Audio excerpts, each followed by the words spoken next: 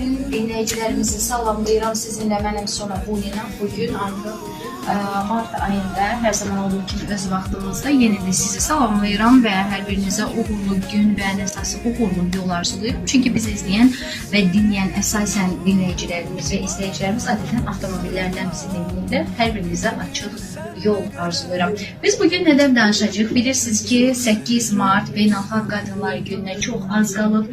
Məhz buna görə də biz bu həftəmizi elə xanımlarımıza həsr etmək istədik və buna görə də biz bugün onkoginekologumuzla birlikdə xanımlarımızı maraqlandıran bir mövzu ətrafında danışacağıq. Əslində bugün dünya statistikası onkoloji xəstəliklər ətrafında heç də xoş xəbərlər vermir. Hətta üst deyir ki, belə deyək, 2030-cu ilə qədər və hətta ilə 2030-cu il daxil çox təhlükəli rəqəmlər səsləndirir.